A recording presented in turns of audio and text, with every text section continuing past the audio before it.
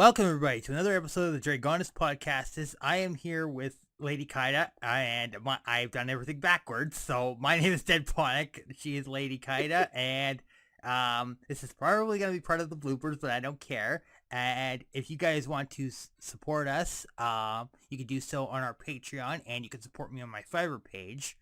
Yeah. How was your weekend, Kaida? Not as relaxing as I would have liked, but they can't always be relaxing. Had a good amount of fun, played some D&D with the family. Can't complain too much. How Yeah, about yours? yeah. Speaking of playing with the family, we were talking off screen here, and I just had a horrible thought of using Cookie Monster as a D&D monster. You could go up to a kid and go, "Oh, I love you. What's a kiss and a cookie?" Chomp, And you chomp. yeah, you're saying like it sounds like almost a mimic. Yeah, it gives me mimic vibes. Like I imagine like just kind of like creepy appearance right there of him kind of like spreading his jaw. Hell, I've even found some creepy pastas of Cookie Monster online, and Oh, wow. I immediately regret that. Anyway, so we're kind of getting off track here, but so for Mhm. this episode, we're doing something kind of super special. It's nothing that significant, I would say, but it is kind of important. But we are talking about the Order of the Issaru, which are basically if you will, if I'm making another Lord of the Rings comparison here, they are kind of similar to the Order of the Starry, except unlike the Order of the Starry, there's a couple things here. Unlike the Starry, they can take on whatever form they wish. Really? They're the order mainly consists of the most powerful magic users and warriors. They serve dragon lords and other deities, mainly the dragon lords, but sometimes you'll have like the occasional someone who serves somebody like Valkyria. Um, their main objective is to seek knowledge, the preservation of life, providing counsel, and actually being actively involved in conflicts where needed, unlike, say, I don't know, what the Istari do, where they kind of just stay out of the affairs unless it involves Sauron. Um, hmm there are some Sisters of Valkyria and Solaris Knights who are members of this order. They are effectively immortal, which I'll get to in a little bit. They are considered to be very wise and powerful. They have colored robes, but the color of the robes does not denote their power level or their power scaling. So everybody is equal. The robes are mostly for the magic users, but the warriors usually get like some kind of sash or some kind of marking. hmm Um, Usually, two people from each magic user type are selected to be on quote unquote the council. Um, and only one or two people can wear gray robes, which are to be they are considered to be the head of the order and the leader of the council generally. Multiple people can actually wear the same color robe. Um, as I said, for non-magic users, like mostly warriors and sometimes even scholars or something, uh, when they become a member of the order, they are given a special emblem on their armor that tells their specialty or any achievement that they've accomplished, along with a special cloak that passes them off as kind of a wandering traveler or an old person. Hmm. Uh, and usually they come in all the colors of the rainbow. You know, red, green, white, yellow, brown, gray. That's the head of the order one. Magenta, purple, teal, blue, fragrant orange, rainbow, and fragrant green. Yeah. That's interesting. Like, I mean, I already have a million questions. First, you say they take whatever form they want. I'm curious, do we mean beasts, monstrosities, other humanoids? Like what's the extent of their like shape-changing powers? Oh, they can take on pretty much any form. They tend to choose a humanoid form because it's easier to fit in, and also they don't want to be scare. They don't want to scare anybody. I mean, hmm there's even an Issaru who is disguised themselves as Loch Ness monster, though that's kind of an urban legend. Wow. Um, Now, that's crazy. Yeah, it's a funny thing because the Loch Ness monster is yeah, she's a bit of a paradox and a bit of a mystery. Yeah, Um yeah. um yeah. So another question then that I had, like, how do they join the order? Like, are they recruited? Are they like drafted or conscripted? Are they joining voluntarily? Like, is it like, oh, these people are really, like you said, they're really talented and they're like the most wise and most powerful. So are they being like, hey, you want to join our club kind of a thing? Or is it different? Usually it comes in usually three flavors. It's either you're usually recruited because you have a very specific skill, or you're known for a particular feat, or you are basically you are say a well-known, I don't know, criminal of some kind, and you're Hmm. causing trouble that where trouble shouldn't be, and they basically want to keep an eye on you, but they don't want to like make you suspicious, so they basically disguise themselves in some way by saying, "Oh, we're part of the we're part of the Assassins Guild or the Mage Guild or some kind of guild of some Wow. kind." Yeah. Yeah. Um, and sometimes the just a person just randomly stumbles upon them and says, "Hey, uh, I would like to be part of this. Is there anything that I could like help with?" And usually they're either put into like a squire role or like some kind of like support role, um, or Like an help. internship or Ba- apprenticeship. Basically, yeah, and they now um they're usually the first ones to die. They're basically the red shirts. Okay. Yeah, I get it. I get it. Yeah, and but they kind of know what they're signing up for, and they don't Sure. only the actual members actually do get the immortality, which I'll go into in a little bit. But Gotcha.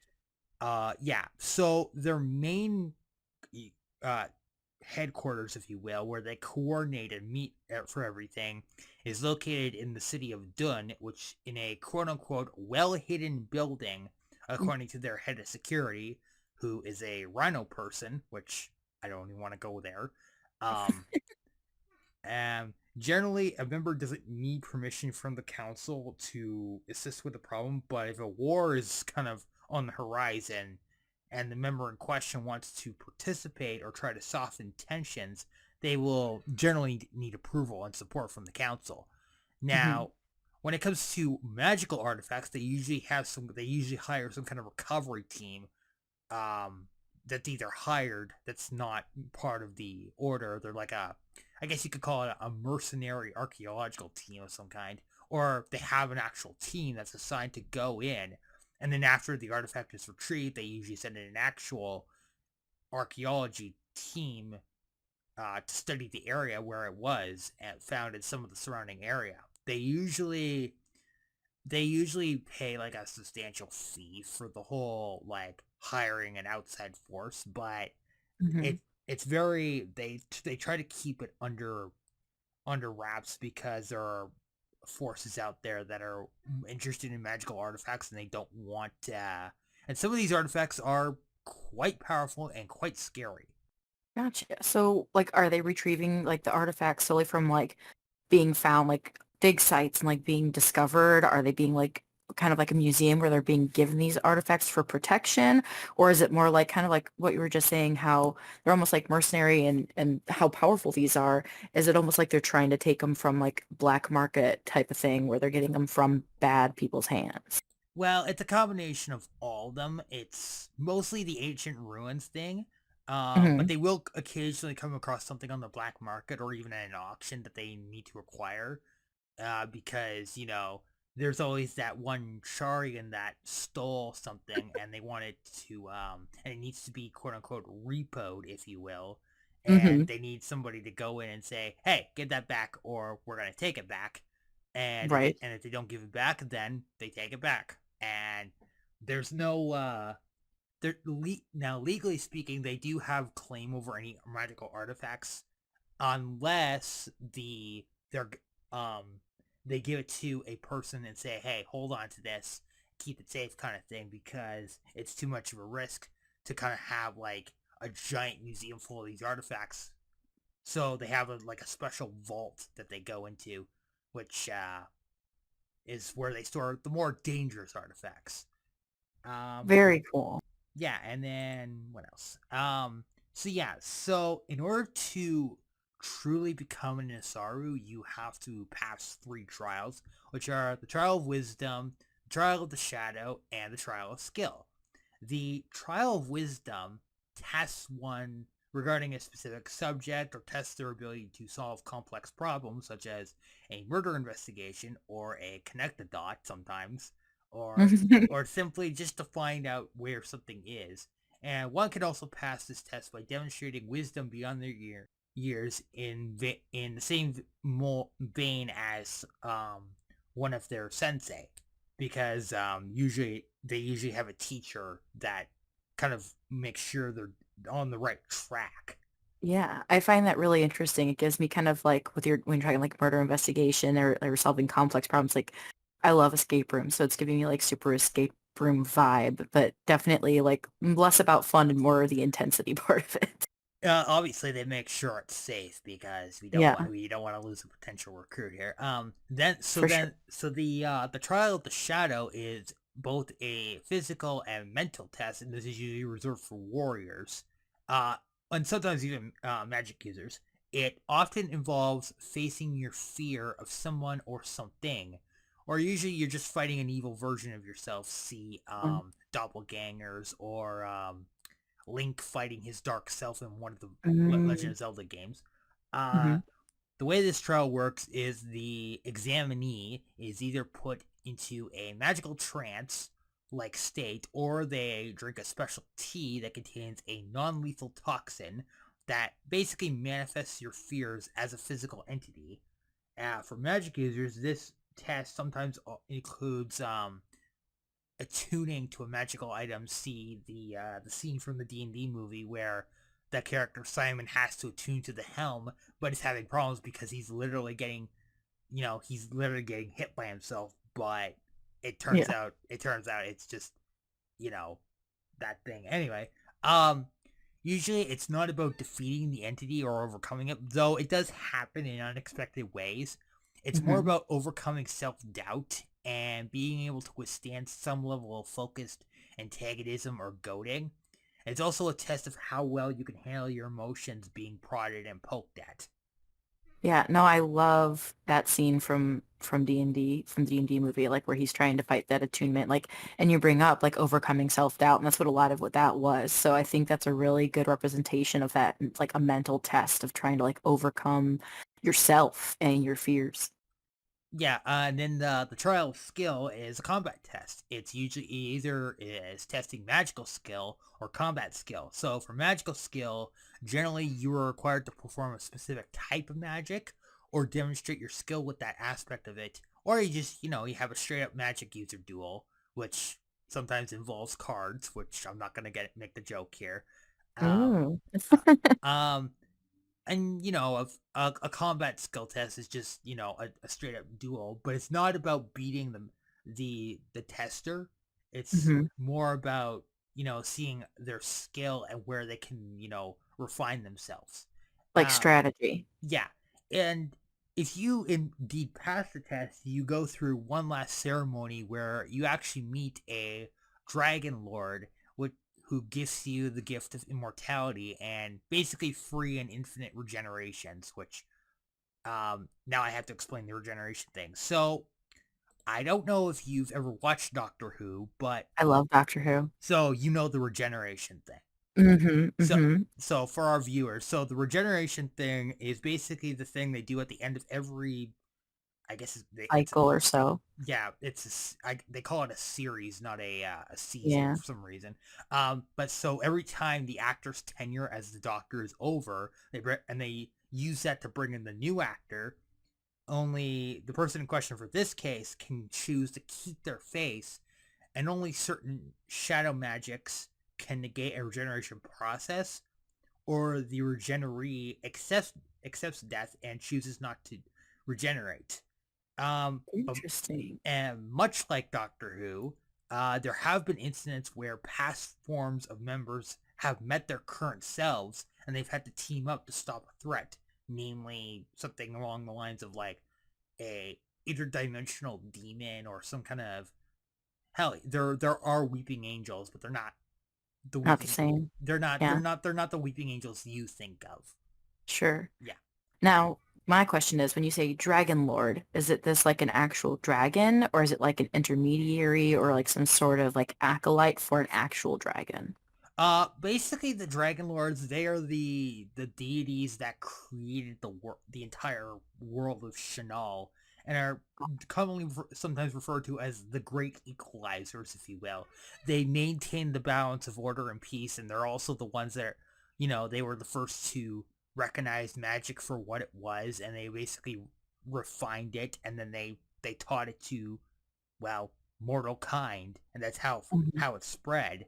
And that also ties into the arcane realm, which is another story entirely. But they're kind of they're kind of the physical manifestation of the arcane realm, and they're kind of and Mm, they also realize that like they're not always wise, but sure. they need to make sure that things don't go belly up, because Right. otherwise you could basically have the equivalent of multidimensional Armageddon, and that is not something you want.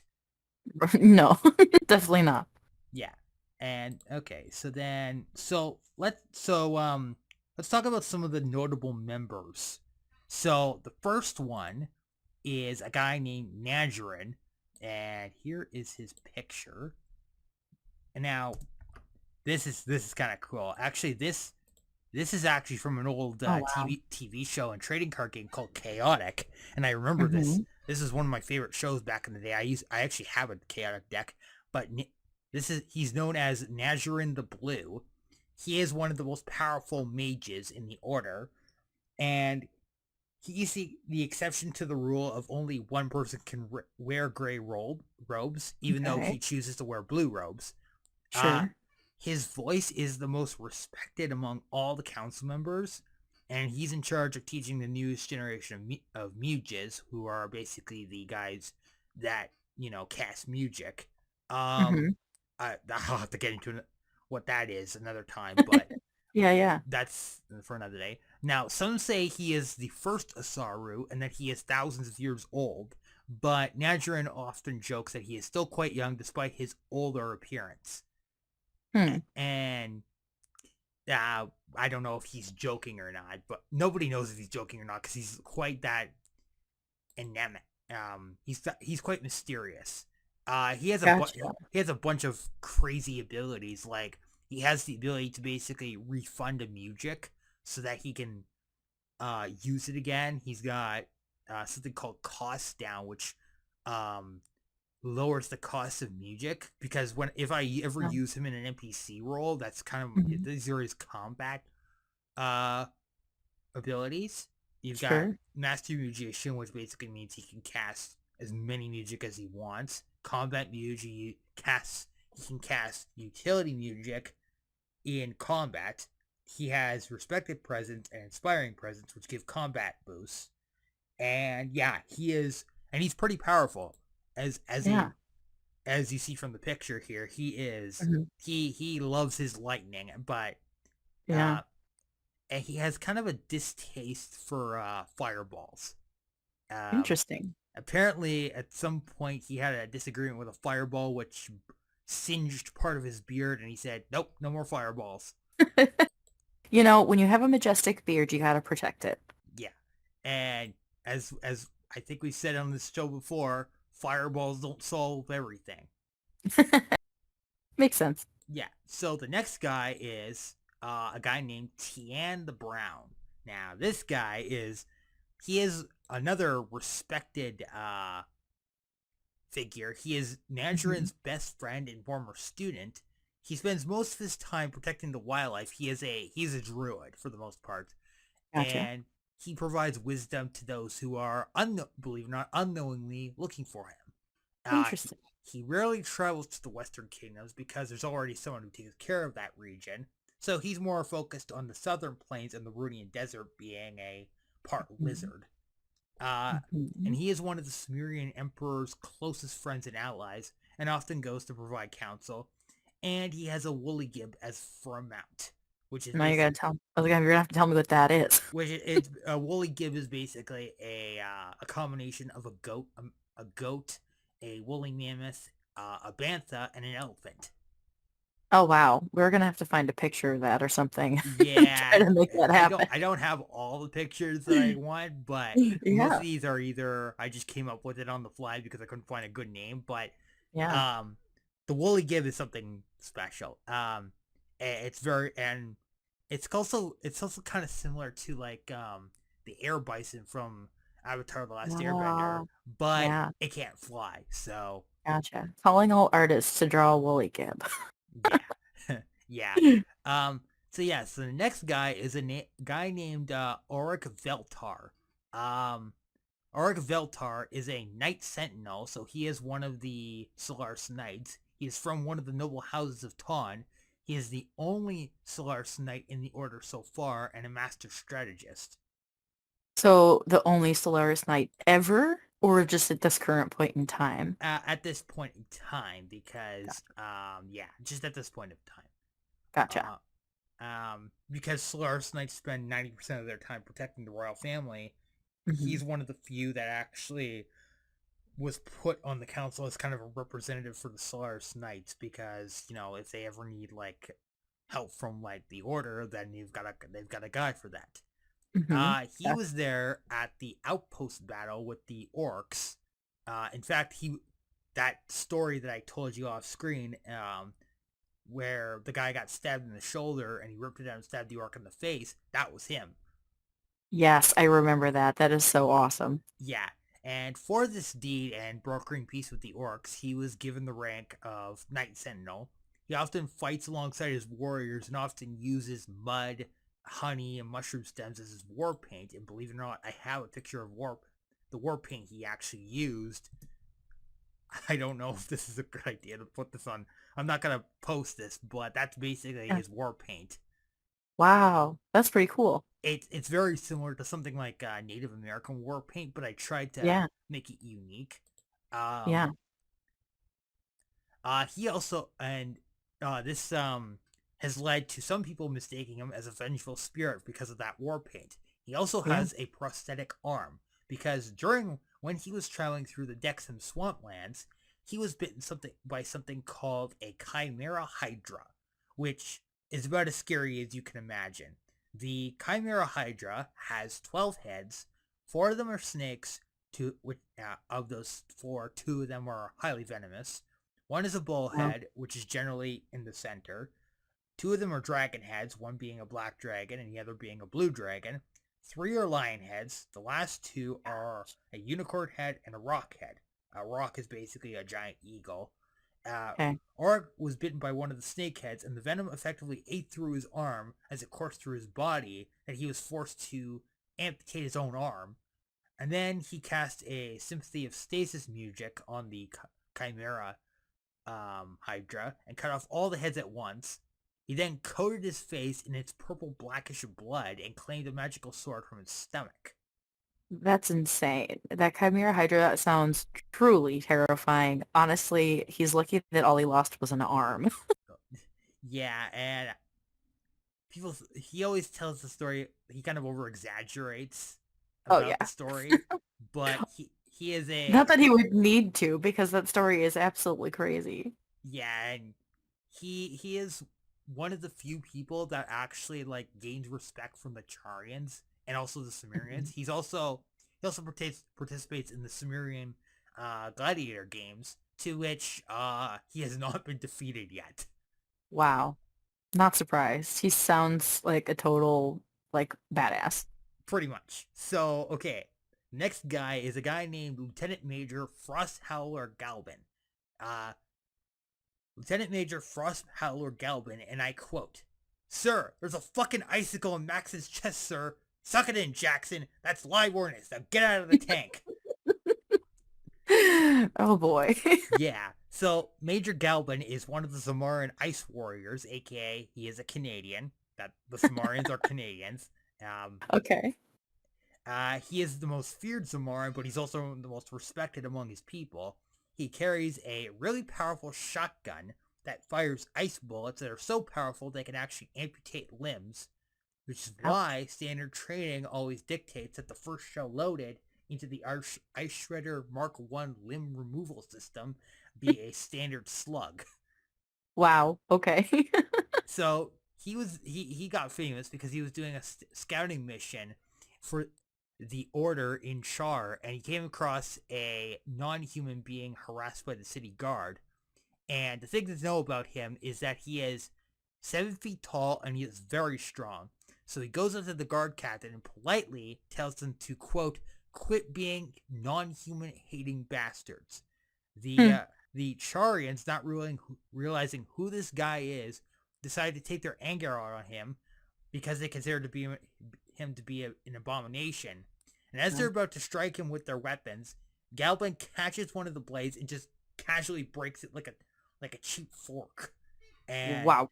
he then elbows another in the face, headbutts another, which actually like leaves an indent on the person's head, and just casually pushes the captain to the ground. They were so scared that they ran away, and he followed them back to the Charian Council building. He entered the committee chamber with his shotgun drawn, and he said, quote, "Gentlemen, what I have here is the single most powerful weapon system humankind has been crazy enough to create. This is the Ice Shredder Mark I limb removal device. It fires ice pellets powerful enough to turn anyone in its sight into Swiss cheese, and when properly used, it can remove limbs cleanly. So here's the deal. You're holding 50 political prisoners, including one representative from Tor and one from my homeland, illegally, and you're going to release all of them. Or I'm going to come back tomorrow with every one of your soldiers' heads in a box." 30 minutes later, they release all the prisoners. Oh my gosh. And he has a particular nickname for his shotgun, which he nicknamed his shotgun Party Time. Oh, that whole scene, I would absolutely love to see that like animated or like acted out like LARP. I just want to see a full visual of it. It sounds amazing. And it's honestly like, at least from my perspective, hilarious. Like I can't imagine the city thought it was very funny, but that was amazing to hear. And Party Time, perfect and epic name for that weapon. Yes, it is. And he also carries a big ass knife because Zamora knives cannot be they're nothing if not poignant. And yeah, that's that basically it's A knife. that's a knife indeed. Yeah. I think even the Australians would be jealous of that. They would know. They know the knives. Yeah. And then so finally we have our last guy, which is Gandalf the Grey. He is essentially Gandalf, but without it being obvious because he doesn't wear a pointy hat. He does have a hood though, so kind of keeps up the whole magic user gimmick, old guy gimmick. Mm-hmm. He is King Fair's advisor. King Fair is the king of Tor.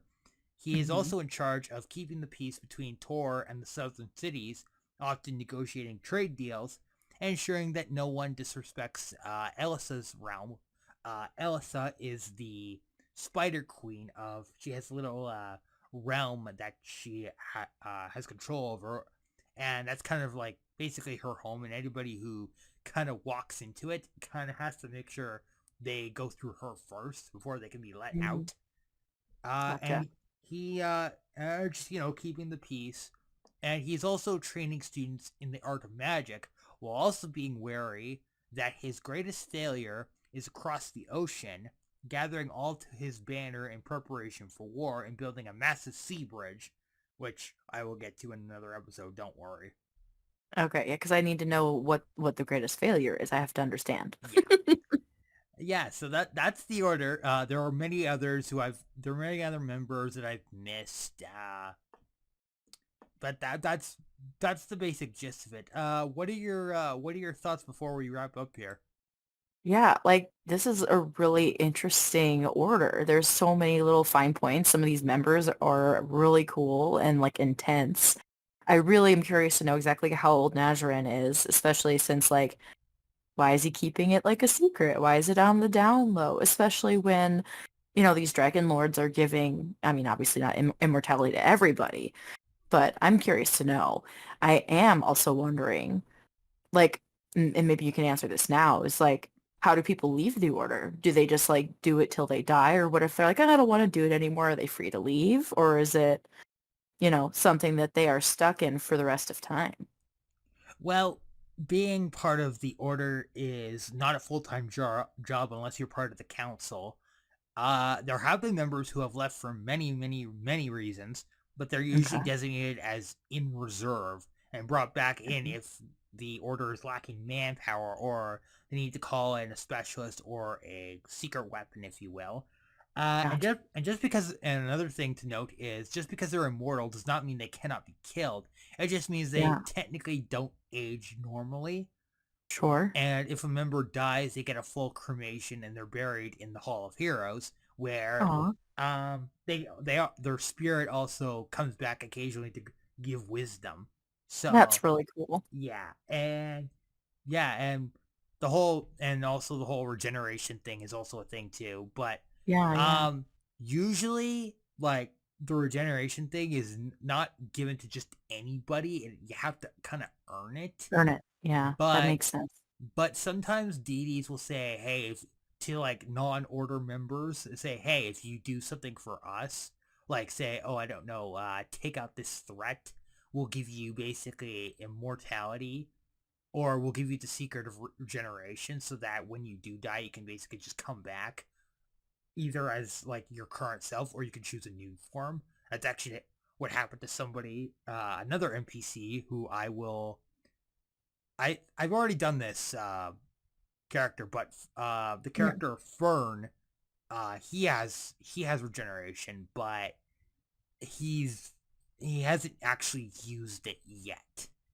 Gotcha. Interesting. Yeah.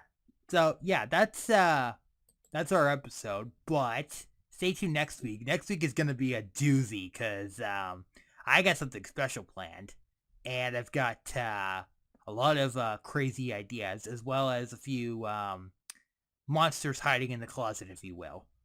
Oh boy, I'm looking forward to it. Yep. Anyway, we'll see you guys next time.